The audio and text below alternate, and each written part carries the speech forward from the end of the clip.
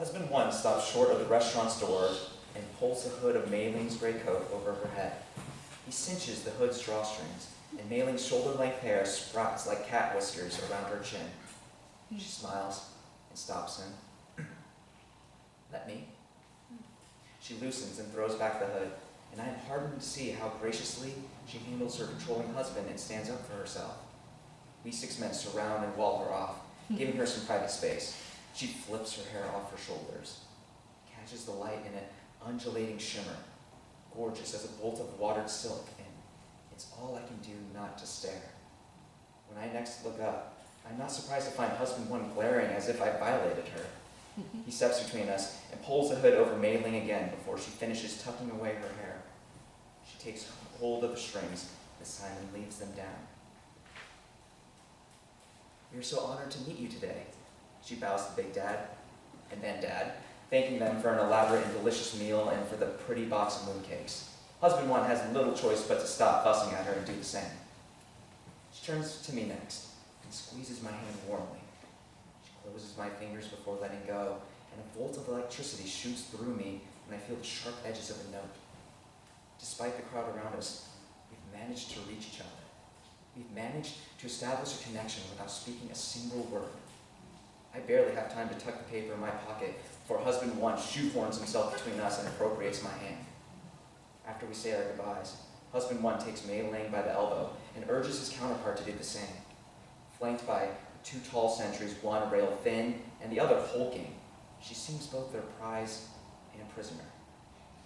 Outside an expanse of blue windbreakers, a 20-something martial arts club tour from Guangzhou blocks the flow of pedestrians. There seems to be more eligible bachelors every time I turn around. I locate lines of families with a wife or daughter sandwiched in between, and fail to find another woman as covered up, as circumscribed. Overcome with an urge to run and break Mei Ling free, I calm myself with a peek at her note. She's given me her contact information. I punch in Mei Ling's contact information. Dots of color scintillate on the screen and coalesce into her striking face. I was hoping you'd call. Her smile is warm, her gaze direct and genuine. I feel again our connection. I am reminded how long I felt alone and adrift. I dim the lights a bit before activating my camera, thrilled that she has opted for a face-to-face. I loved meeting you yesterday, I whispered. I loved meeting you as well, she whispers back. I'd love to show you my studio tomorrow. Really? She smiled. Her smile brings out deep dimples. I'll pick you up at 11. If she does not bring up their dating rules, I know we have something. I could be at your studio at 11. Do you own a car? It would be proper for her to come alone if she is locked inside the safety of a car. Don't you worry. All right then, I say. I won't worry. Unable to think of a way to keep her on the line, I let her go, but lunge for the bottom button to capture her image. On my screen, she's a whir of creamy skin and flying hair. I save it to my desktop so I can return again and again to this feeling of hope and belonging. I go beyond my usual vacuuming and trash emptying routines to eradicate the kind of grime my mother would have noticed. Between clients, I wipe down, disinfect, reorganize all the free weights. I dust and shine every machine, every exercise ball, every jump rope and flexibility strap. I stay late wiping the fingerprints and streaks off the mirror walls. I go through an entire roll of tape, rigging the dark floor mats of lint. I reassess my wall of fame and move the happy alumni section, the wedding and baby photos of clients who completed their exercise requirement here, more front and center. I want Mei Ling to see how I value hope of family, how I encourage my clients to stay optimistic. I edit, rearrange, and square up the announcements, the promotions, birthdays, and newsworthy items. I pride myself on maintaining long-time clients. They are my second family. Finally, I put the beefcake pictures of the men who set studio records in squat, bench press, and deadlift well below eye level. There's no need for her to focus her attention on my competition. At home, I study the advice on matchmaking sites. Bathe, arrive on time, be a gentleman, compliment. I find the tips elementary until this. Learn to dance. If your woman is out on the floor with someone else, you might as well not exist. I imagine husband 1 and 2 left in the dust while Mei Ling and I shimmy, twist, and twirl together, communicating with our bodies our horizontal desires. I spend the rest of the evening studying up on salsa and merengue, listening to, downloading, and organizing Latin beats. The music of a 14-piece orchestra will infuse my studio with sexy, hip-shaking rhythm when Mei Ling arrives. Casually clad in a form-fitting black tee and my shortest shorts, I will give her a tour of my facility. I will assess her flexibility, her muscular strength and endurance, her cardiovascular capacity, her body composition. I will coach her through the use of my equipment. I imagine that my wit, my charm, my virility will be everything her husbands are not. Our last stop will be my basketball court movement studio. Catered Cuban lunch will await us there, as well as the mojitos, which I will personally mix. I will tell Mei Ling that it is her turn to coach me. Though I've studied the steps online, I play the uncertain but ultimately brilliant student. Murmuring apologies, Mei Ling stumbles into my studio a half hour late, a sleeping toddler on one shoulder and a gigantic bag hanging off the other. Her hair is up in a messy ponytail, loose pieces everywhere. Whitish curds model the shoulder of her red shirt. Sweat rings her armpits. This is not the date we agreed upon. She groans when I relieve her of her bag and whispers that she walked all the way here. Bebe was up all night teething. He is a light sleeper, and getting into a vehicle would have interrupted his much-needed nap. I cannot help noticing the echo of husband 2 and the child's extraordinarily big head. You walked here alone? Not alone, she said. I had my little man. Surely your husbands do not allow you unescorted. Stories of women abducted and sold on the black market appear all the time in the news. Mao's mausoleum has become sanctuary for a number of disgraced and discarded wives. Mei Ling's flash of offense makes me back off. I need to wash my hands. Would you mind holding him? She transfers her baby onto my shoulder. I'll be fast. The boy starts whimpering that very second and arches off me toward his mother. She croons and kisses his cheek. He wraps his arms around her neck and pulls her breasts into my elbow. I freeze. She tells me it always takes him a minute to wake up. Shushing her boy, Mei Ling circles us with her arms, puts her cheeks to his, and rocks. Soon, both their heads are on my shoulder. I'm coaxed into swaying with them. Their warmth melts into me, and this sustained, whole-body consciousness of another is not something I know. I touch my head to Mei Ling's, Bebe a ball of heat between us. I place a tentative hand on her back and sway, there my loving wife and child. Mei Ling is a whisper of sweet almond, of sweat and soured milk. My neck is sticky with Bebe's perspiration, but lulled and slightly euphoric. I hold on tight. Mei Ling cups Bebe's head with her hand. Say hi. He arches back to regard me, sticks his fingers in my mouth. Kissing him again, she tells Bebe that Mama is going to the toilet. Smiling, she peels herself away and waves. Be right back. Bebe's mouth turns down and quivers. His eyes, pool-eyed too, feel a measure of loss. It's all right, I bounce and tell him again and again, Mama will be right back. He is small, yet substantial, a ball of non-stop movement and distress. His baby hands bang on my mouth as he howls, Baba. It sounds like he's calling me Daddy.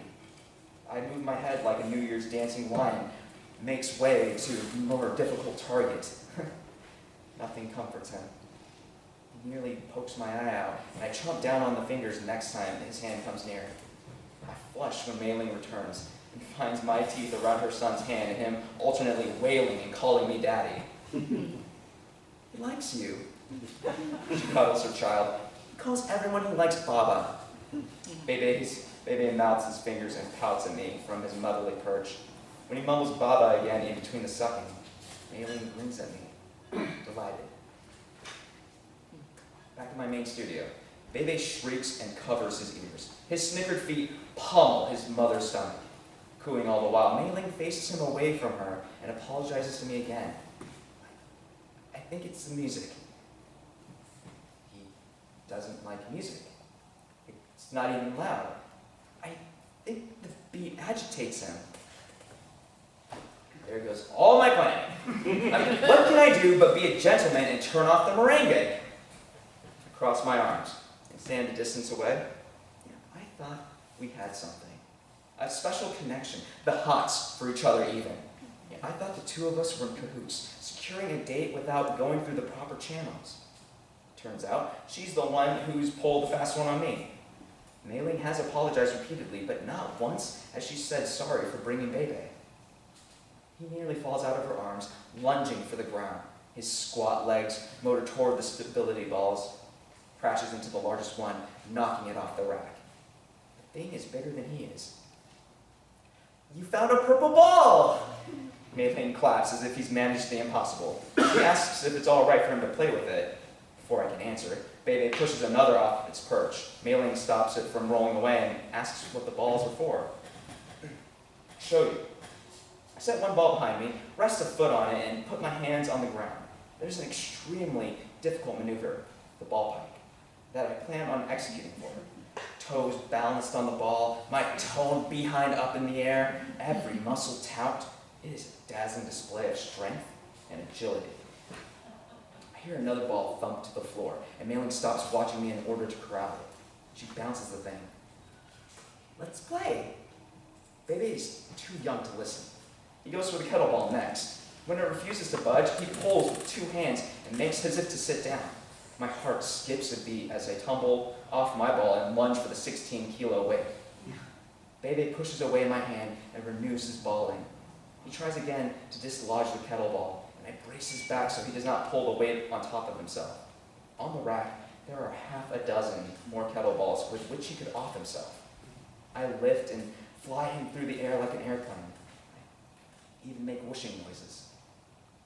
Mei-Ling beams at us and spreads her arms to zoom alongside. Isn't this fun? Eyes still wet, Bebe looks alarmed but game. It's clear his ancient dads do not do this with him. We careen around the room, and he tries to grab the lap pull-down bar. I allow him to bat it and hop back every time the bar swings at his face. You're good with kids, Mei-Ling says. Good at not allowing them to maim themselves on my turf. I wonder if all this is a test. I wonder, too, if I like her enough to go through the trouble of passing. Finally, I say, why did you give me a note? That good human glint is back in her eyes. She cants a shoulder. I liked you. Bebe twists toward the ground, and I ease him down. He approaches a stack of weights, pushes his fingers into the pin slots. I kneel next to him, pick up the chain pin, and show him how to slide it in. I look up at Mei-Ling. You make up your mind awfully quick. I'm a good judge of people. I arch an eyebrow, not sure whether to be flattered or alarmed. Really, I get this feeling, this ticklish happiness in the pit of my stomach. It's excitement and also calm, like everything is the way it's supposed to be. It's like how I feel around my childhood dog. My favorite people all make me feel like this right away. I tickle you, like a dog. She bugs her eyes out at me. I'm seldom wrong. She is serious. There's something between us. Tell me you don't feel it. I feel lust is what I feel. I pull the pin out of Bebe's mouth. What do you see in me? She considers my question. Kindred loneliness, a loyal heart. Her eyes zero in on me.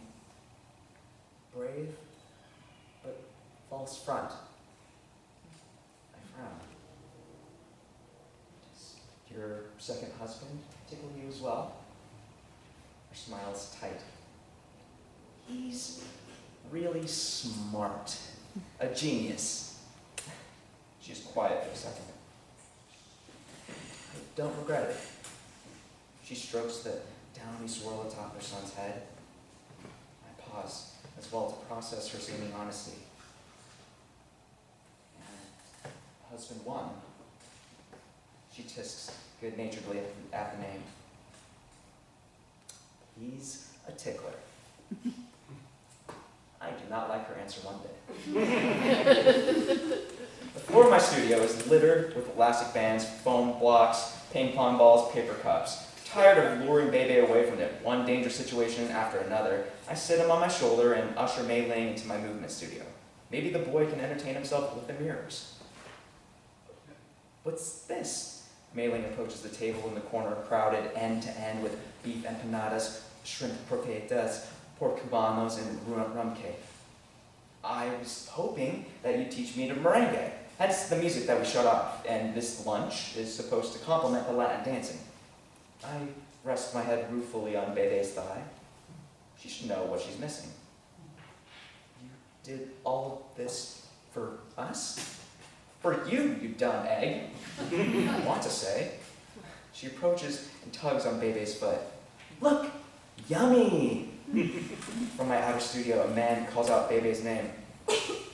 Baba is here! Mei Ling exclaims to her son. She scampers to the door. Husband one comes floating in with a tray of meat buns. He hands the food to Mei Ling, stretches out his arms, and Bebe kicks off my shoulder, leaping for a hug. This old goat commands such affection from this child, a child who's most likely not his biologically, makes me see red. That he comes to my gym in yet another impeccable suit irks me further. I'm a naked midget next to him. He notices my spread in the corner. We think alike. He shakes my hand. It's good you called. It's best we get to know each other without intermediaries. So, he's a cheapskate and a sneaky one at that. Our matchmaker is a longtime client of mine. He's no such thing. But I want to see husband one's reaction. I have no intention of stiffing anyone. We like him too. This guy is smooth. Mei Ling tells husband one that I want them to teach me to dance. He has music, and the Cuban food completes the theme. Husband one's eyes light up with an enthusiasm uncharacteristic of the man I met at lunch. We haven't danced in a long time. Asking me to turn on the music, he hands Bebe to Mei Ling and sheds his blazer.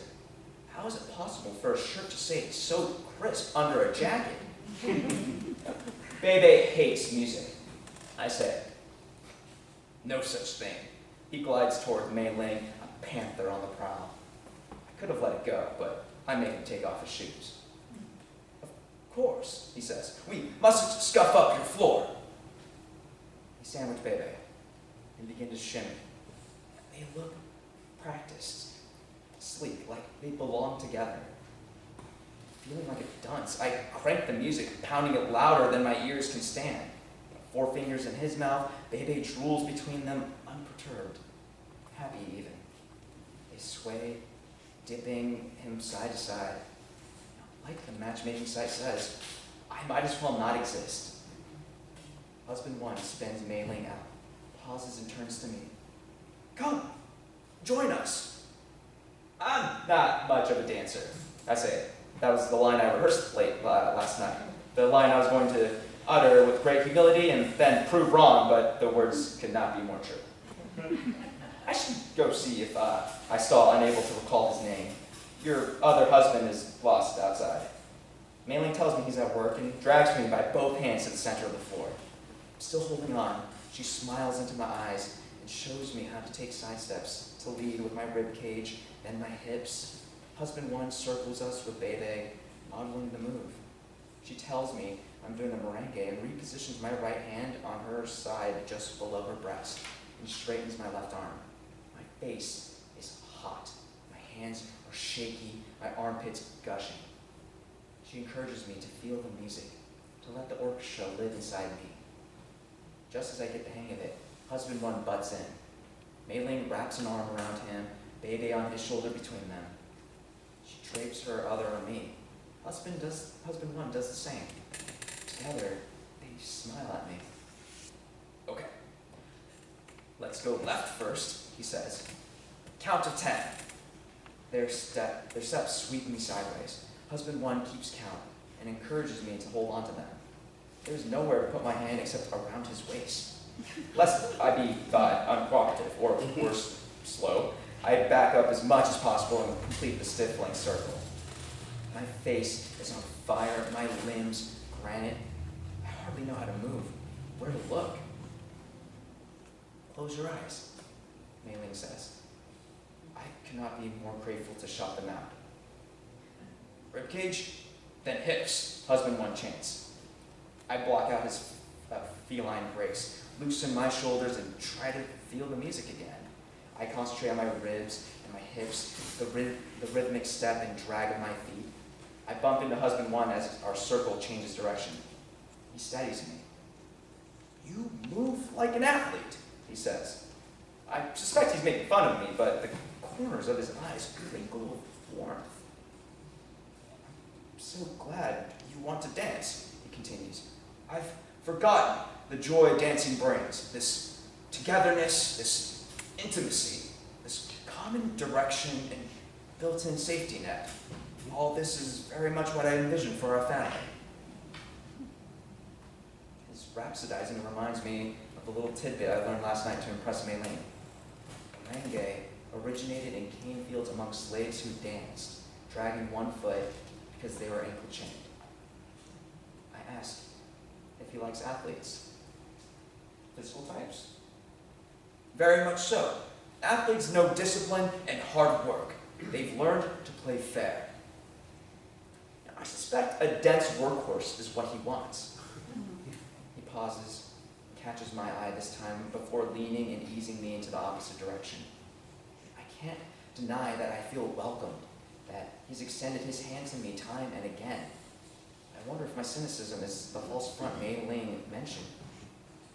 I flash my fathers practicing Qigong together at dawn, challenging each other to Wei Qi every night, to their decade of steady companionship since Mama died. Bebe reaches for the floor. You want to dance too? He trills to the little guy and puts him down. Bebe runs over and wraps himself around my thigh. You like Uncle Wei Guo? Husband one says, both amused and a little taken aback. He offers a hand to his son. Hold mine too? Bebe tightens his grasp of my leg. And I'm touched that our earlier play meant something to the little guy. I take one of his hands and point to his father. How about you hold hands with both of us? Together, we show him how to step one foot and drag the other. Bebe wiggles his butt in imitation. He squeals as we count aloud and lean into each other 10 times to the right, 10 times to the left. Quickly bored by the subtleties of merengue, Bebe's short legs churn. He leads the circle, pushing up against his father. Our steps hurry and shuffle, and as soon we too give up on the dance. Mei Ling catches my gaze as we gallop faster and faster, round and round. My neck and shoulders loosen. The orchestra drums and pounds inside of me. In the mirrors around us, we are a whirl of red, white, and black, of big smiles and open faces. His laughter rings and fills my studio, and at a deeper register, I hear myself join in.